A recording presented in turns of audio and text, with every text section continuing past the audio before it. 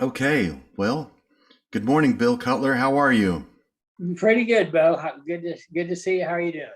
I'm good, and it's an honor to feature you as our patron, our selected patron for the Heartland Song Network. Um, would you mind telling me a little bit about your background? I know you have extensive background in helping nonprofits and working for them. Well, I that really came out of work with two different organizations. Excuse me, organizations that I worked with. The first was Kansas Legal Services, which is a consortium of agencies that provide legal services to the low income across Kansas. And so we had various nonprofits underneath that I would either attend or usually just attend their meetings and sort of watch them in action. And then later, because I was active in that, I was asked to be on the board of several nonprofits. There was what used to be called Kansas for the Improvement of Nursing Homes, or Kansas Advocates for Better Care, it's called now, that their founder asked me to be on the board. I think partly because it was that time I was quite a bit younger, and it was mainly elderly folks, and they wanted some young guy to help push cars out of the snow in case any of them got stuck. That's Anyhow, important work. it's important work, it needs to be done. And but I got to see how boards function, and it helped with the bylaws and some, and so learned about that. And the same thing with when I worked with the Department on Aging, Kansas Department on Aging. Those are 11 nonprofit agencies that come together under that umbrella to provide services to the low-income elderly across Kansas. And so that was really my entrance into nonprofits, um, in terms of understanding how they worked and what their function was. Well, now I'm on a board. You're on Right. the board of my performing arts ensemble. You're the board president. Yes. And now I've gotten involved in this world, and of course, I see you as kind of a mentor for this. So, what kind of questions would you have for someone on the board of a Heartland Song Network? So, grill away. Ah, well, I think that it's important that you understand that this is a legal entity and you have some legal responsibilities, and you need to take those seriously, or you can fall out of compliance and lose your nonprofit status, which is important to have. And then there are certain restrictions. I mean, you can't get involved in political things and stuff like that. And you should Well, the try. churches get to. What's that? The churches get to. Well, let's not get too political here, Bo.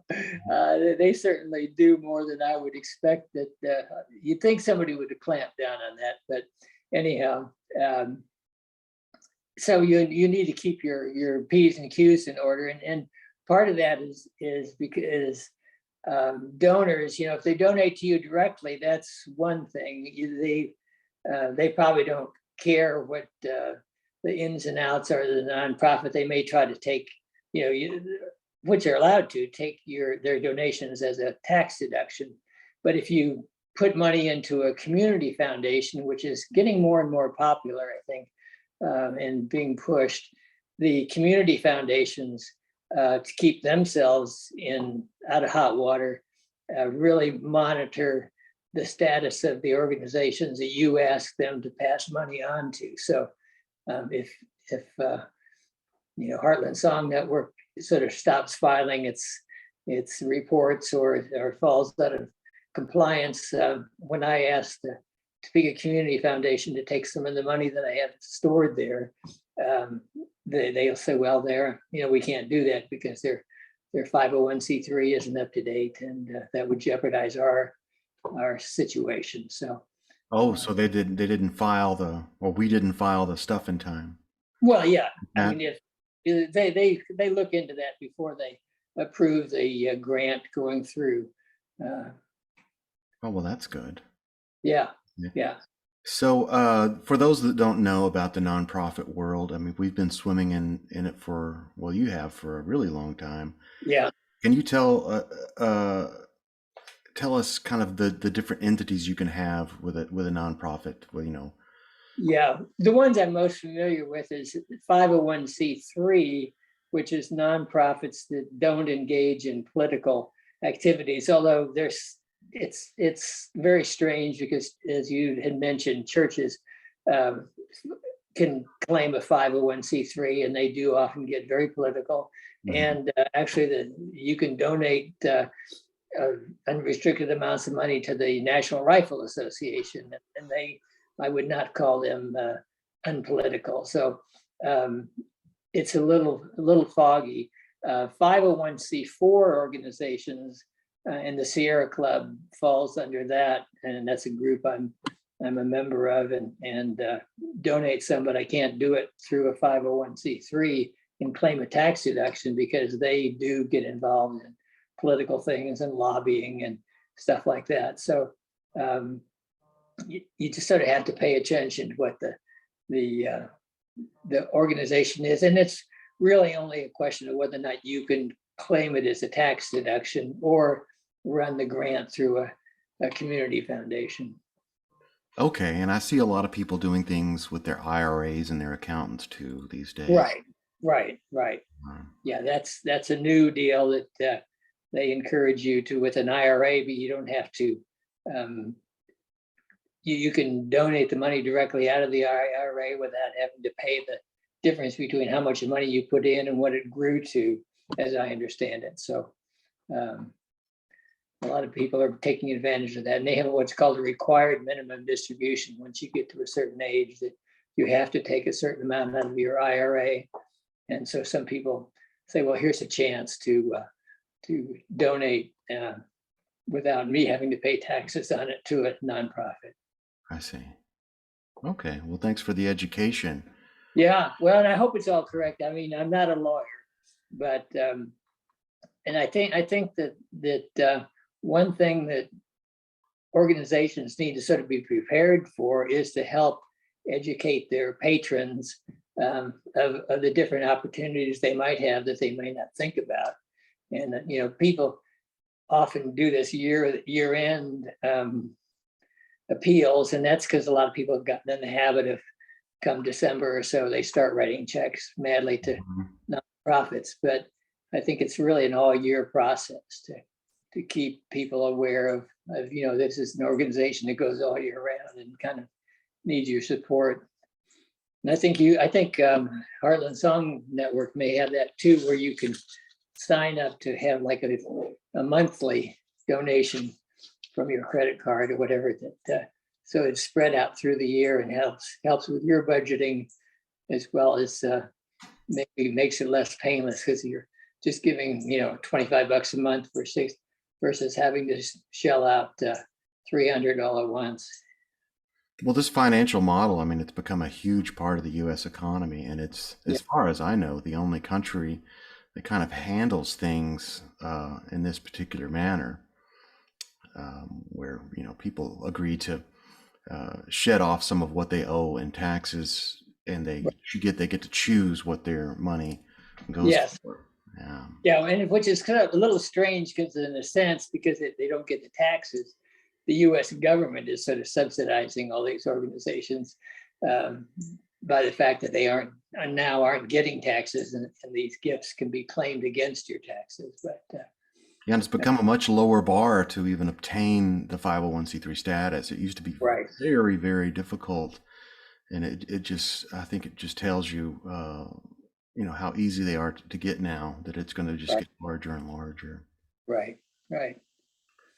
Well, tell us about the different organizations in the arts that you've been a patron of, that you do. Well, you mentioned earlier talking a little bit about, I guess maybe that was before the tape started to roll here, but a little bit about my sort of music history. My dad played the guitar just as an amateur, but he liked classical guitar, Andre Segovia and Guillermo Gomez and various folks like that, and he would work at trying to get better and take me along to hear different concerts. And and then also had lived in Mexico for a while, and so had various Mexican mariachi records. That his favorite thing to do on Saturday morning when he thought that the little Billy wasn't getting out of bed fast enough was to put the mariachi full blast on the old stereo and kind of shake the house with mariachi music. So I got exposed to various kinds of music at a young age. And obviously I grew up more in the 60s folk generation and sort of had that as a basis. And then was lucky enough to have a girlfriend that was into jazz and exposed me to that, which was, something I had never known about. So I think that a lot of people, a relationship pulls them into having to put up with or get to know or get to love a new kind of music. But so I had a varied background in music by the time I sort of ran into you and your music, and have followed it through, when you used to play with Nathan Granner and sort of as a duo, and then when Fado Novato, your Fado group started up, and then that sort of morphed in a way into Ensemble America, sort of a broader field. Yeah, well, there's been a lot. I mean, you've also, how many times have you been to the Winfield Bluegrass Festival? Oh, quite a few. I've probably been to, certainly more than half of them, and they're up on 40 years plus. I don't know what the exact number is. I lose track, but yeah, that's a great experience. And they have really broadened. They used to just, it was pretty much just sort of country music, and then they broadened into the folk, past folk, and into almost the now I'm slipping the name of it slipping my mind, the kind of folk fusion kind of stuff that Newgrass Revival and groups like got into. And then they started bringing in some Irish groups, and then some folks that played music from the more Middle Eastern countries, and Slippery slope, Bill. Yeah, it's a dangerous thing. Next thing you know, you're liking all kinds of music. So metal at the Winfield.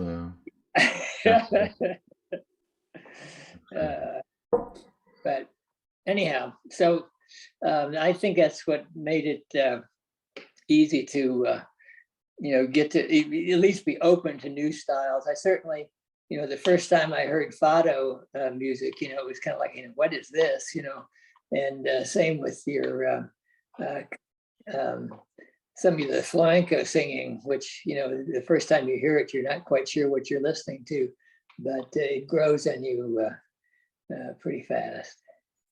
Well, yeah, you took in a week of it one year in Spain. Yes. Yeah. I remember at one point we were together at this singing festival for flamenco. You nudged me and told me to stop explaining things to you. I was convinced that you needed all this context, or it just all sounds the same, Well, it was good. I didn't mean to cut you off, because well, that's really telling. I think you just wanted to take it in as absolute music and be in the moment, not have anything coloring your experience. And sometimes that's what you have to do. I think, at least to get yourself immersed into it, and then, have somebody help you pick out what the ingredients are in the soup. At first you're just being overwhelmed by the taste and the flavor and all that. So. Well, you seem to have a very sensitive radar to what's going on culturally in our area, in a large area, between Topeka, Lawrence, Kansas City, and beyond. How do you keep that sensitivity going? What are your sources? What makes you attracted to funding a project? Well, I think, partly what all this has given me, and then, again, exposure to new kinds of music, but and an appreciation of classical styles as well. has made me realize that a lot of these are, really niche things that depend on an audience that that will be there. And I think we all saw it really starkly during the pandemic, where they groups couldn't get audiences and were struggling. They'd had a limited audience because it's hard to sort of loop somebody new into Baroque chamber music, for example, which is beautiful music once you kind of learn enough about it to appreciate it and see some good artists doing it.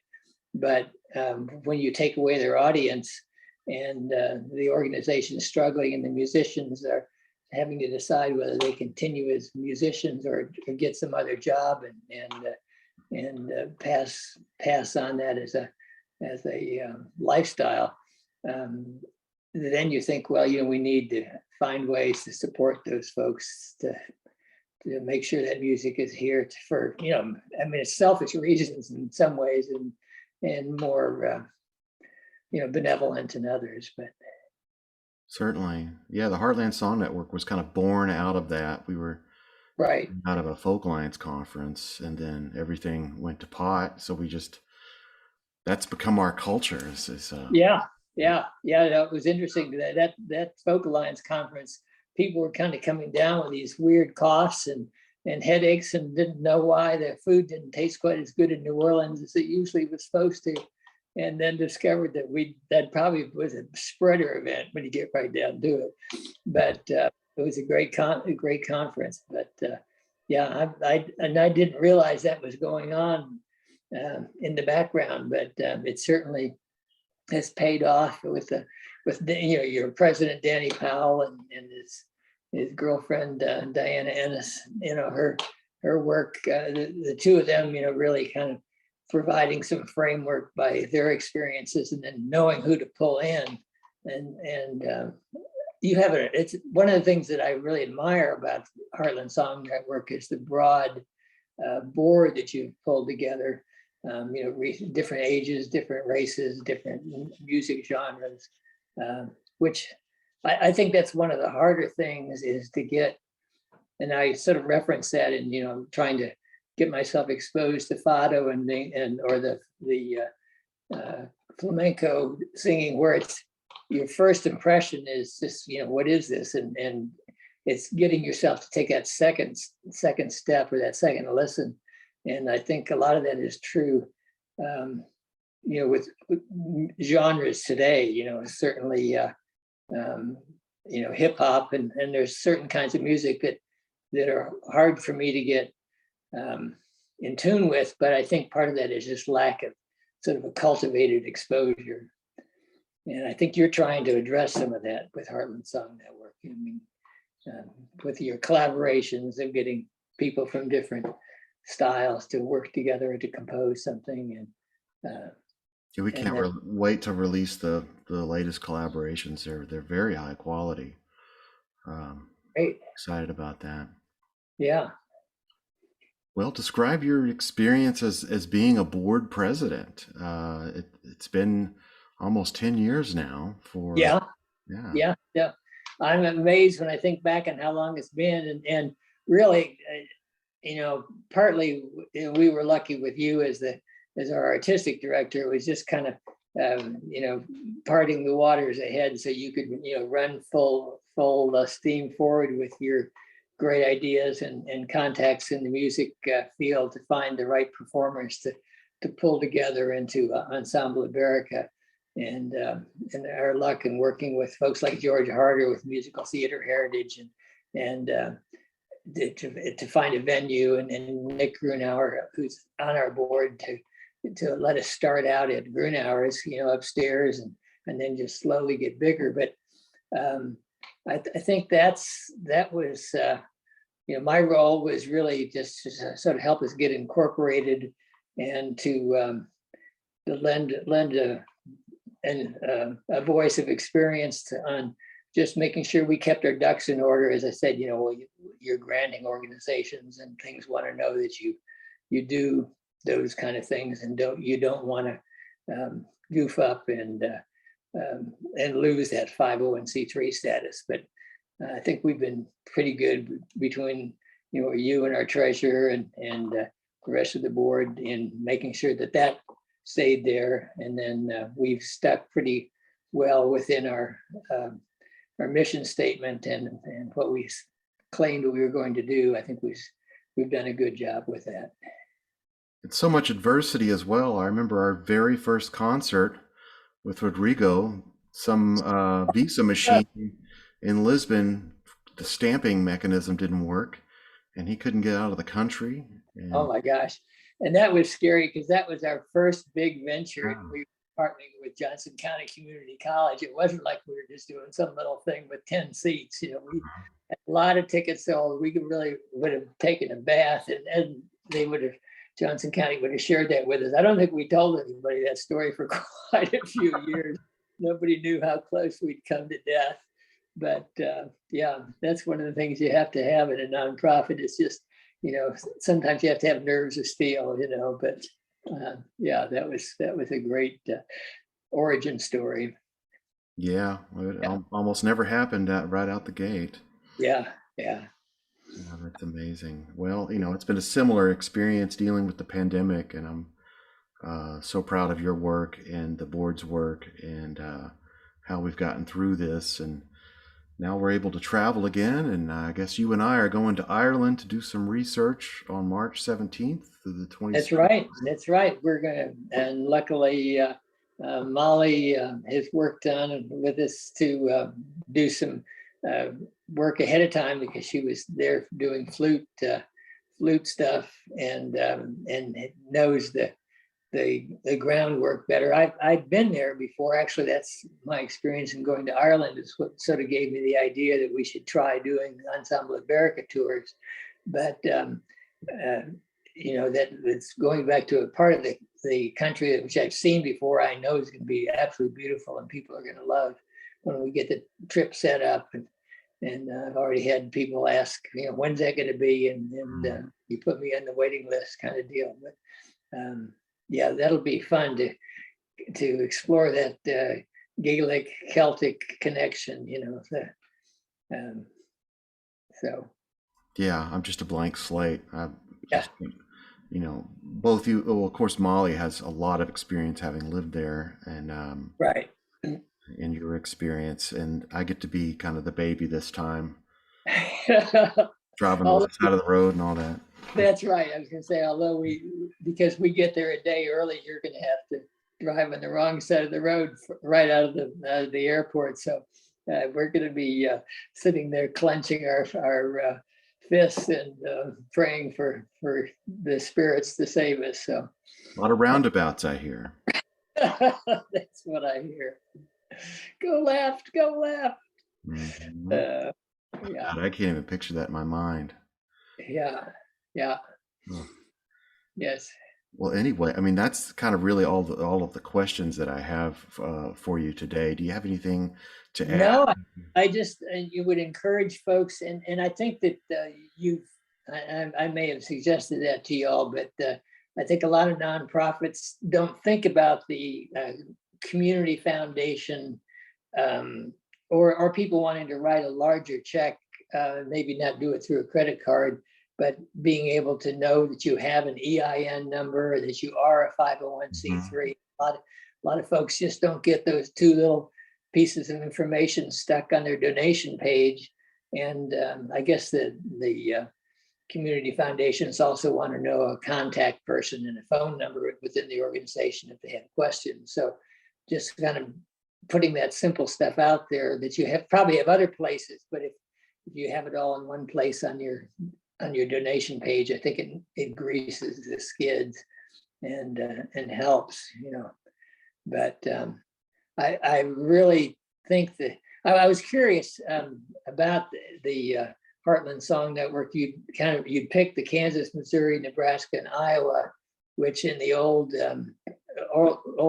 social service organizations they used to work with is what they called Region 7. It was where they would focus anti-poverty efforts and different things around those 4 states in what they called Region 7 in the Heartland, and that you hadn't included Oklahoma, which is, we've had a lot of musicians come up from Oklahoma to play in the Kansas City area.